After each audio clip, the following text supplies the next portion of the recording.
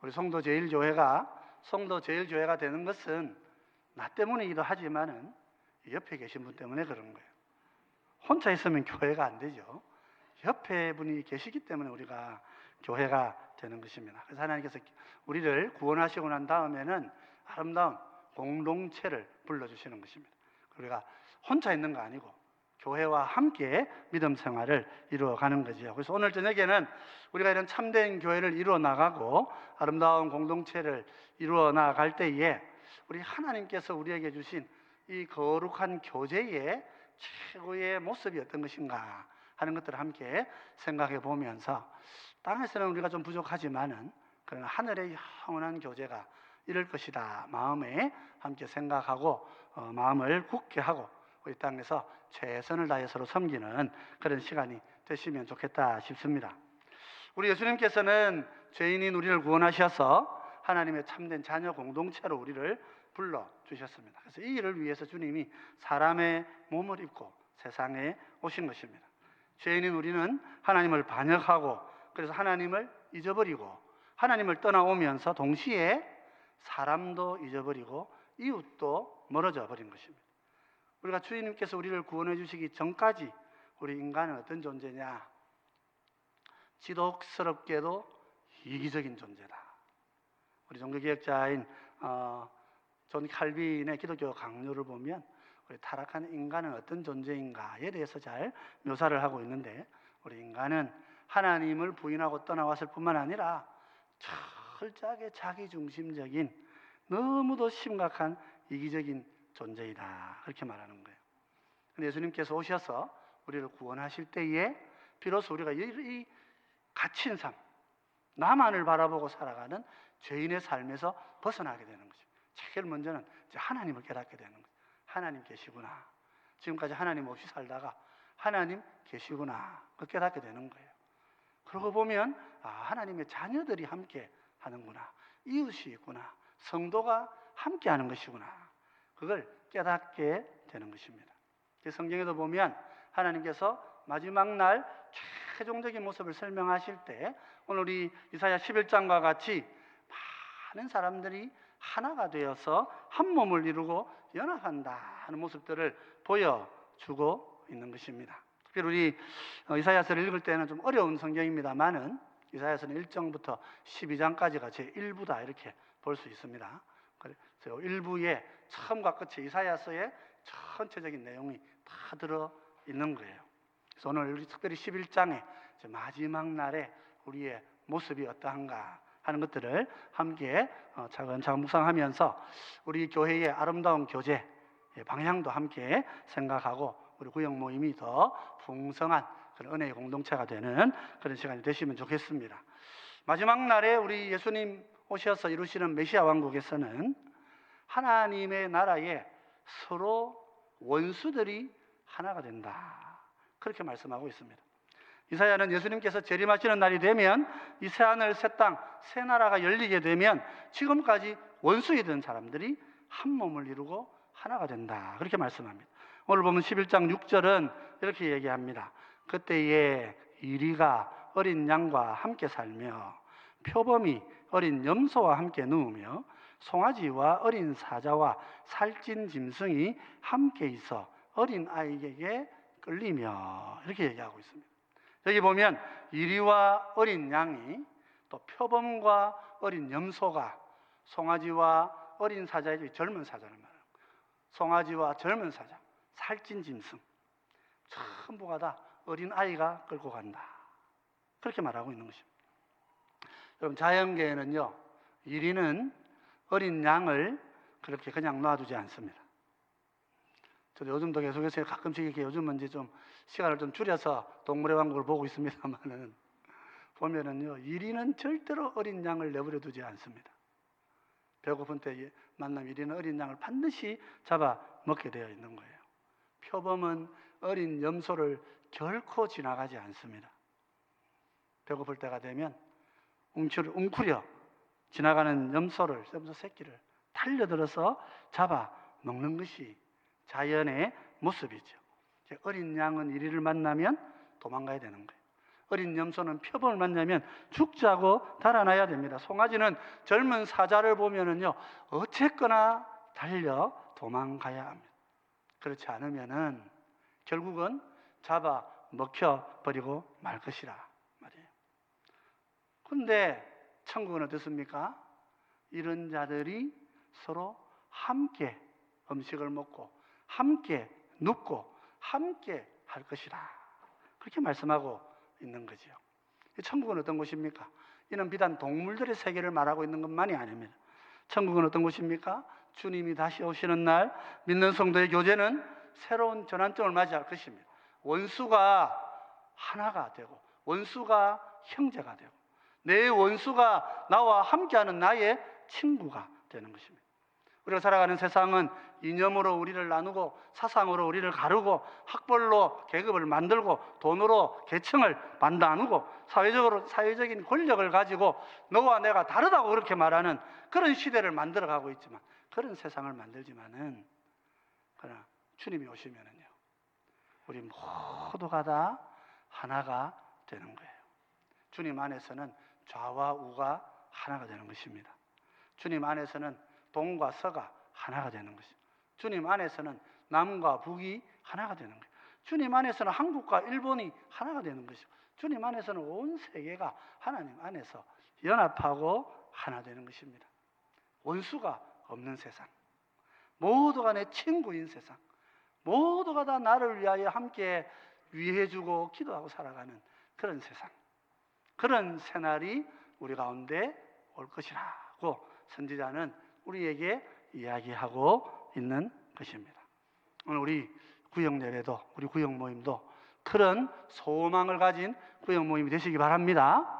우리 안에도 원수가 다 하나가 되고 원수가 다 떠나가고 하나가 되고 서로 위해서 섬기는 그런 공동체가 되어질 것입니다.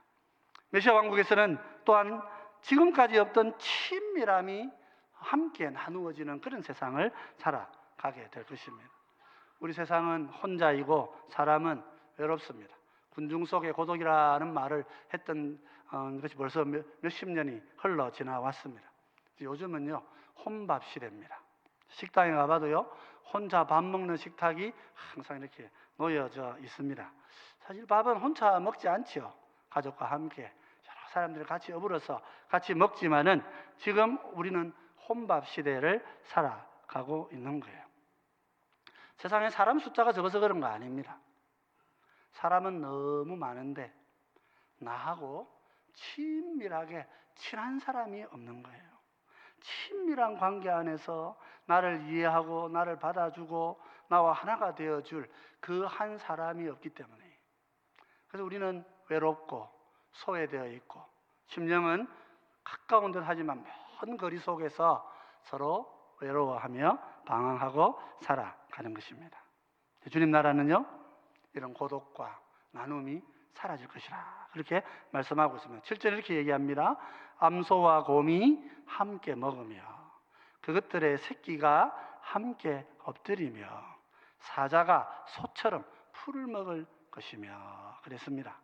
암소가 곰과 함께 먹고요, 그들의 새끼가 함께 엎드린다 그랬습니다.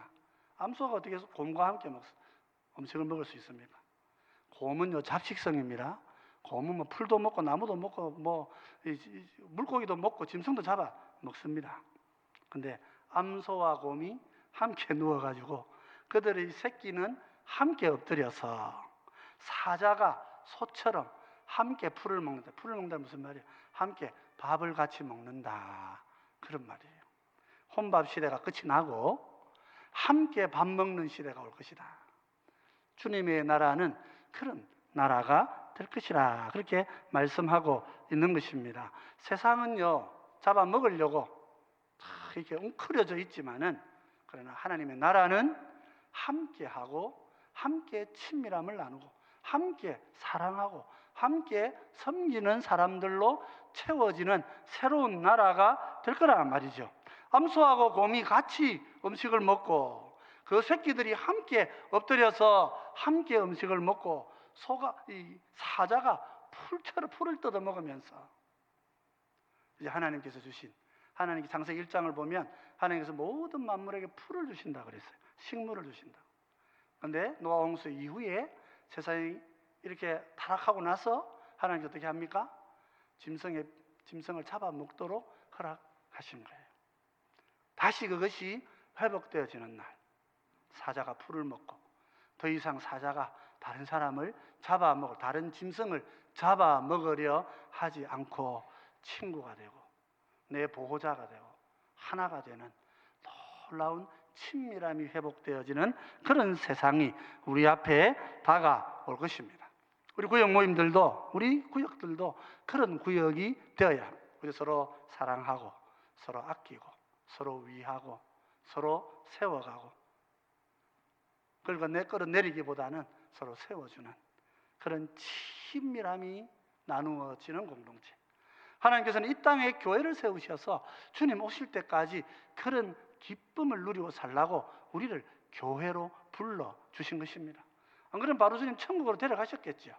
천국이 훨씬 좋기 때문에 우리를 다 데려가실 것인데 그렇게 하시지 않으시고 아름다운 교회를 이루어서 소그룹을 만들고 서로 함께 참된 복된 교회가 되어서 서로 친밀하고 사랑 가운데 함께 살아가라고 우리를 부르신 것입니다.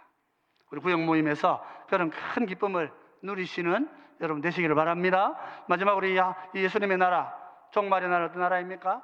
어린아이가 모든 걸 인도하는 나라입니다. 세상에는 높은 사람이 큰 소리 치게 되어 있습니다.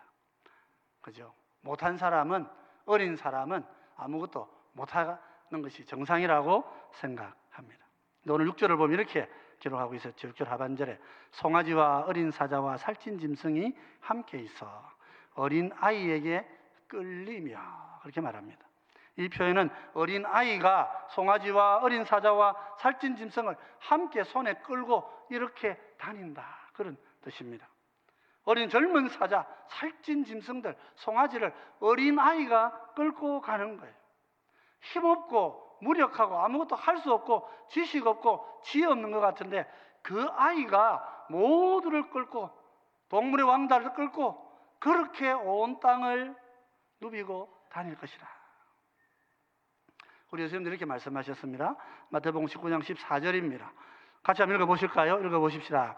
예수께서 이르시되 어린아이들을 용납하고 내게 오는 것을 금하지 말라. 천국이 이런 사람의 것이니라 하시고, 천국은 어떤 사람의 것입니까? 천국은 어린아이와 같은 사람의 것이라. 천국은 많이 배웠다고, 또 힘 가졌다고, 돈 가졌다고, 내가 높아졌다고 하는 그런 나라가 아닙니다. 천국은 어린아이에게 지혜가 있고 어린아이에게 순종하는 법을 알고 어린아이가 무력하지만 모두를 끌고 갈 수 있는 지혜가 주어지는 그런 나라라고 말씀하고 있는 거예요. 이사야 11장 8절은 이렇게 이야기하고 있습니다. 젖먹는 아이가 독사의 구멍에서 장난하며 젖된 어린아이가 독사의 굴에 손을 넣을 것이라. 더 이상 해됨이 없고 상함이 없는 영원한 천국이 우리를 기다리고 있습니다.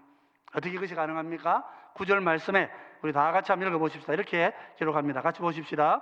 내 거룩한 산 모든 곳에서 해됨도 없고 상함도 없을 것이니 이는 물이 바다를 덮음같이 여호와를 아는 지식이 세상에 충만할 것임이니라. 재림의 날 주님이 오실 때 그 주님이 오신 그곳은 거룩한 산이 될 것입니다.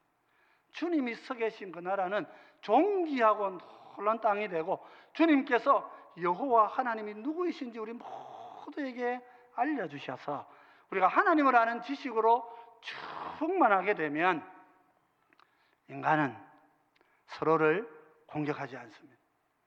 인간은 서로를 원수로 대하지 않습니다. 인간은 남을 이기기 위해 높아지지 않습니다. 모든 사람들이 하나님 우리에게 주신 것 가지고 서로 섬기기 위해 온 힘을 다하는 것입니다. 예수님 십자가 올라가실 때까지 제자들은 주님이 어떻게 사실지, 천국이 어떤 것인지 몰라가지고 예수님께서 내가 예루살렘에 올라가면 이방인들의 손에 넘겨져 죽게 될 것이다 이렇게 말씀하실 때 제자들은 걱정을 좀 하다가도 뒤에 가가지고 야, 천국에 가면 누가 더 높아지냐, 야고보 요한은 어머니 보내가지고 우리 아들을 오른쪽 왼쪽에 앉게 해주세요. 그것이 이 세상에서의 우리의 모습인 거예요. 예수님께서 오시면 예수님은 하늘을 알려주셔요. 하늘은 누구의 것입니까? 어린아이 같은 자의 것입니다. 하늘에는 더 이상 남을 해하기 위해서 자기를 지키려고 남을 해하게 하는 독사의 독이 없는 나라예요. 하나님의 나라는 더 이상 남을 멀리 함으로써 내가 혼자 안전한 그런 외로운 나라가 아닌 거예요. 하늘은 원수가 필요하지 않는, 누구와 원수 맺는 일이 필요하지 않는 그런 기쁨의 나라인 것입니다. 여러분, 우리들도요, 우리 구역 안에서 이런 공동체를 나누시기를 주님의 이름으로 축원드립니다. 서로 함께 하나가 되시고 서로 함께 사랑하시고 서로 함께 친밀하게, 어려울 때 힘들 때 위해서 기도하고 어려운 시간이 있을 때마다 내 것을 내어서 나누어주고 도와주고 내 시간과 내 삶을 주어서 그분을 외롭지 않게 만들어주고, 그러면서 우리가 든든한 영원한 미래에 주님 오실 때 오실 그 천국을 이 땅 오늘 우리 공동체 안에서 우리 구역 안에서 기쁘게 누리시는 우리 모두가 되시면 좋겠습니다.